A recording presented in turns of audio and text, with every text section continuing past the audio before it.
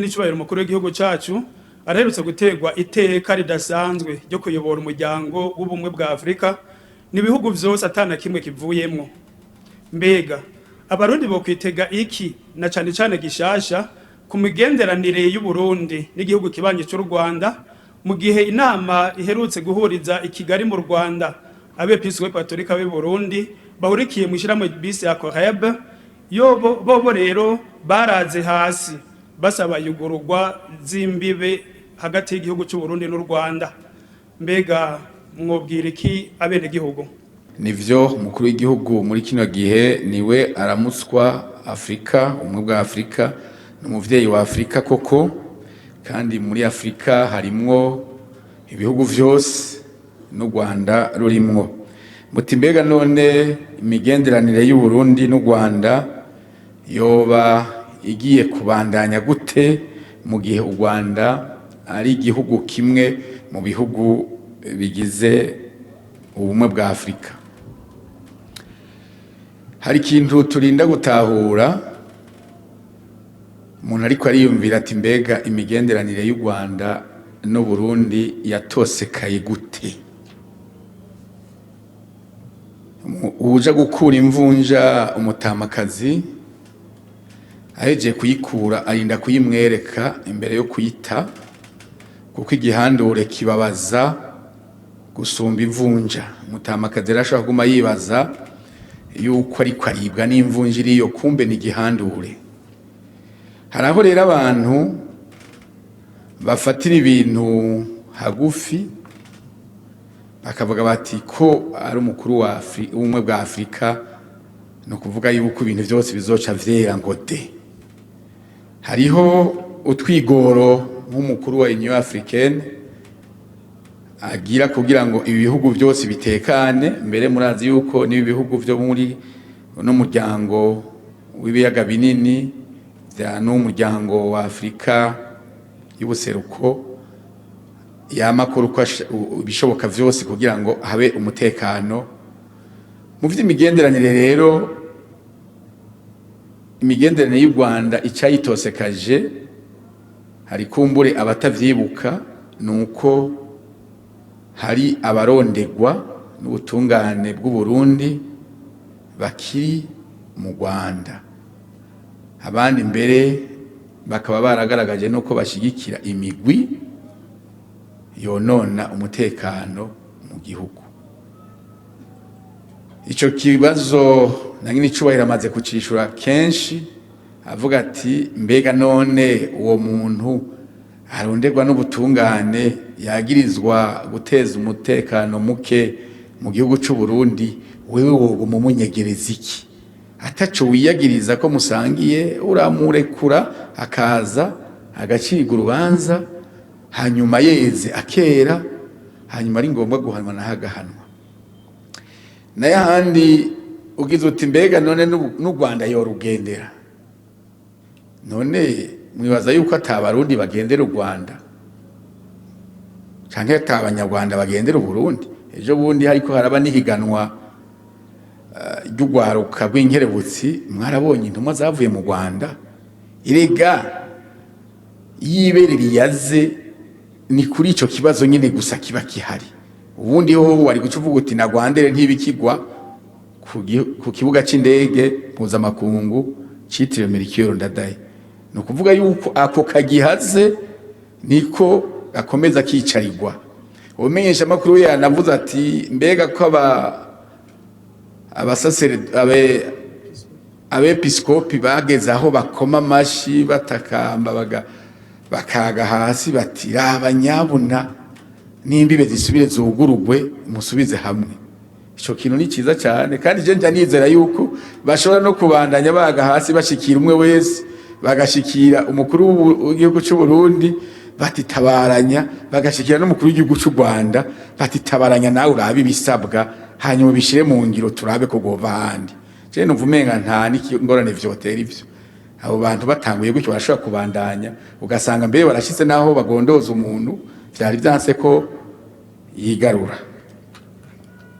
Mugabo mukiri ngaho nyene hariho utwigoro turiho turakogwa kugira ngo mu vy'ukuri ico kibazo kimaze imyaka irenga 10 kive mu nzira.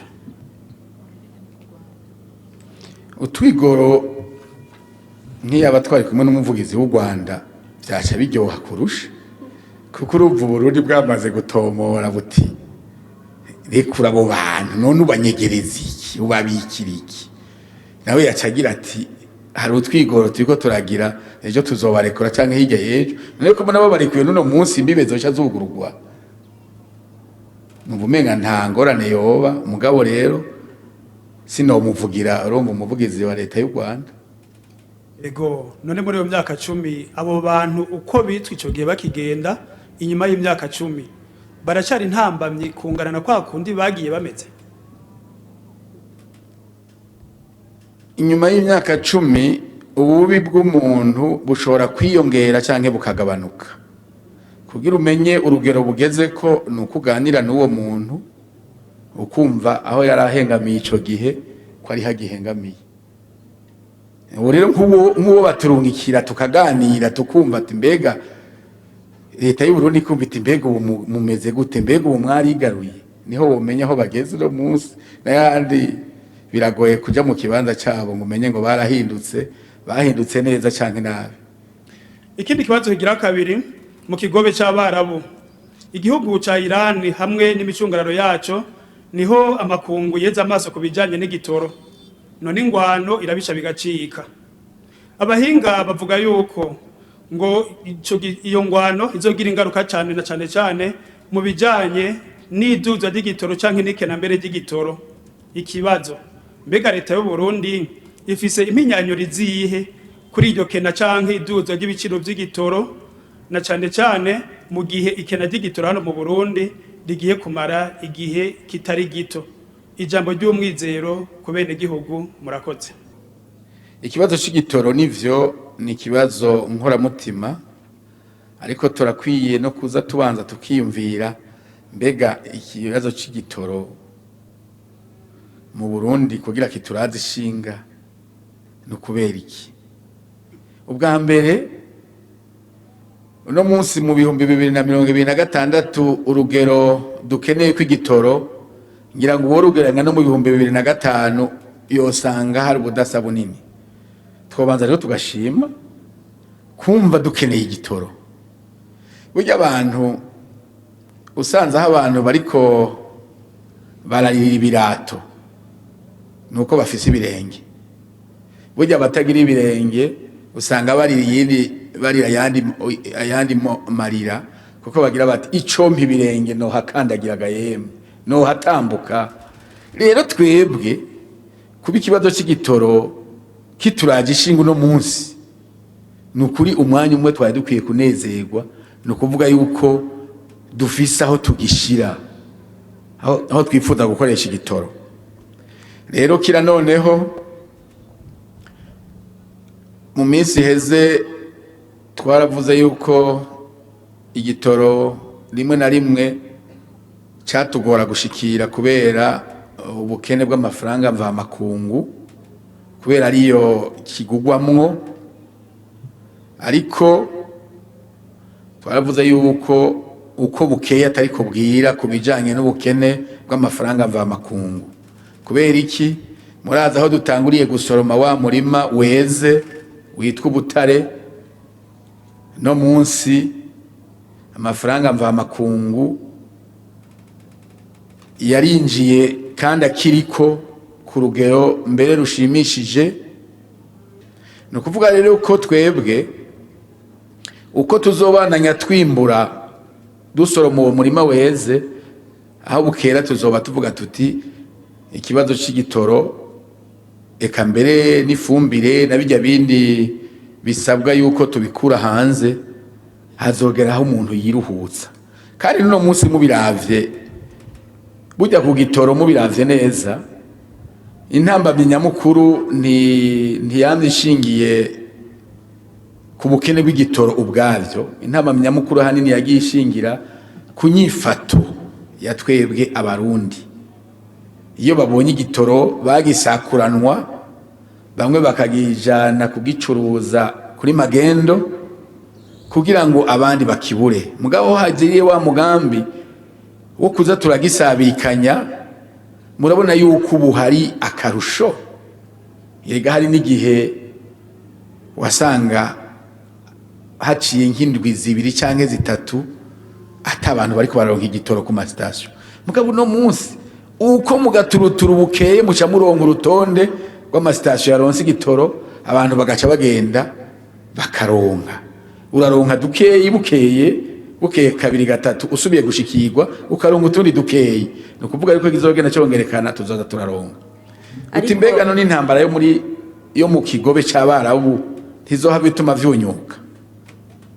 Emwe nuko ngira abo benshi mu bari ngaha barutse vuba, ingwano ya Irani na Iraki yabaye mu myaka iheze. Mu kigobe c'Abarabu burya hamye intambara, abarundi rero borema, so kuvuga yuko kubera ko mu kigobe c'Abarabu habaye intambara bizoca bituma leta itabandanya kwitaho abantu bayo. Leta izobandanya yitaho abantu bayo, aho gikenewe kukirondera ikirondere kandi kizane, uburyo bukenewe gushirwamwo ibushiremwo, kugira ngo abarundi bakomeze banezerwa kandi baronka igitoro uko bimeze. Hari dukeyi badusabikanye, hanyuma bikenewe kongereza leta yongereze umuvuduko. Ico nibaza ko abantu borema, ntihazoca haba ijuru ngo ridukorokereko ngo nuko ariko haraba intambara mu kigobe c'Abarabu. Umukuru w'igihugu yaremeshereje ku mugwa mukuru wa komine Muramvya mu ntara ya Gitega mu mpera z'ukwezi kwa Kigarama umwaka w'ibihumbi 2026, yamenyesheje ko ibijanye n'ishigwa mu ngiro rya politike y'imishahara, politike salariale mu rurimi rw'igifaransa, mu mashirahamwe agengwa n'amategeko yiharije bisa n'ivyarangiye. Yanagiriye ko amenyesha ko nk'ibijanye na RTNB vyovyo vyamaze kurangira. Ariko muri televiziyo nkuru y'igihugu haraheze amezi 3 umukuru w'igihugu atangaje ivyo bintu, nta gishasha abakozi barabona. Mbega uno munsi umuntu yovuga ko umukuru w'igihugu yahawe amakuru atariyo, vyankiye he? Ubu bo kwitega iki? Kuri ico kibazo nyene umushikiranganje ajejwe ikigega ca leta yari yatangaje ko uburyo bugenewe gukora ico gikorwa buhari bwategekanijwe mu mafaranga akoreshwa uno mwaka. Mbega ayo mahera ko yari yarategekanijwe, abo bakozi hamwe vyoja mu ngiro bazorenganurwa? Ikintu ca mbere nohera ko nuko batahura yuko ari ikibazo cari gihambaye cane, kandi nuko igihambaye ari naco gituma vyatwaye umwanya munini kugira ngo baharure bitonze bivanye n'uburemere bwacu, ariko kandi baraba n'ibintu byinshi kugira ngo abo bakozi bo muri ayo mashirahamwe bashobore gutunganirwa. Mu kwezi kwa Kigarama rero imigwi bijejwe yari yaharuye yahejeje, kuko n'imigwi itandukanye vyaraharuriwe mu bushikiranganje bijejwe, biraharurirwa mu biro vy'umushikiranganje wa mbere, eka barakora umwanya utari muto, ariko muvyibuke yuko hagiye harabamwo udukosa tumwe twava no muri ayo mashirahamwe mu biharuro boba batitondeye neza, vyagiye birafata umwanya rero. Ariko mu kwezi kwa Kigarama nkuko Sebarundi yabishikirije, iyo migwi y'abahinga yari isa niyahejeje guharura. Barahejeje rero barashikiriza ico cegeranyo nyene icubahiro umukuru w'igihugu cacu c'u Burundi, kugira ngo nawe ahezagire asubiremwo arabe yuko bitunganye kandi bibereye.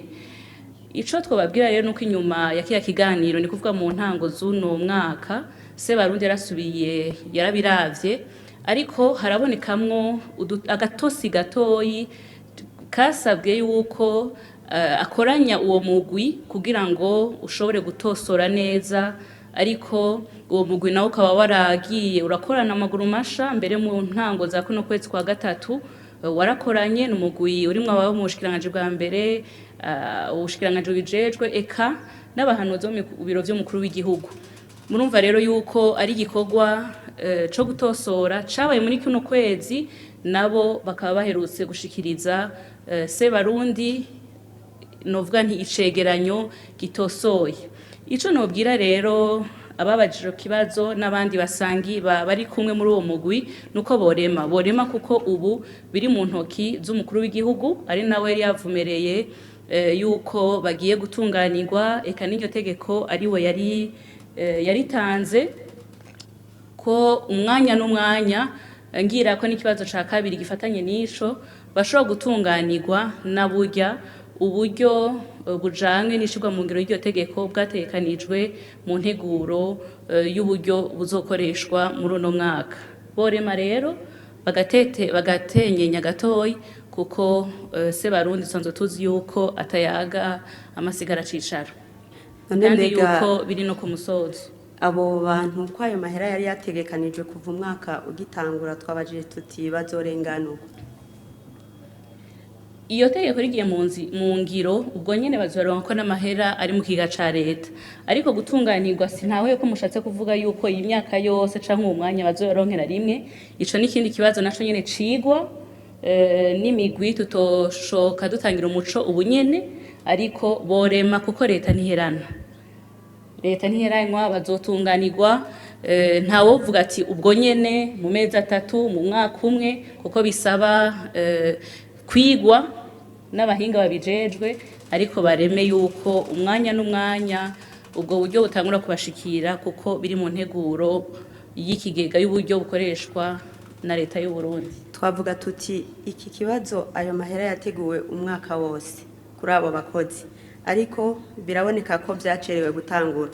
Tubaza tuti mbega ayo mahera bazoyatunganirizwa kuri ayo mezi yose 12 agenewe umwaka w'amafaranga? Nsubiramo inyishu nari ntanze, ni kibazo tutoshi kwishura ubunyene kuko bisaba yuko biga abajejwe ikigega ca leta. Murazi yuko integuro isanzwe itunganywa uko amezi 3 ageye, birategurwa ku kwezi uburyo busohoka amezi 3, ivyo twita planification trimestrielle. Turavye kujya ibikorwa n'uburyo bijana bisanzwe gutegurwa na leta y'u Burundi. Kuvuga rero yuko uburyo bwari buteguwe mu mwaka wose buca butangwa mu gice kimwe ntawogira ko avyemeza, ariko ico nzi co nuko ubwo buryo bubagenewe buzoruhukira kubashikira batenyenye kuko bisanzwe biri mu vyo Sebarundi yavumereye kandi nkuko nabivuze atayaga biri.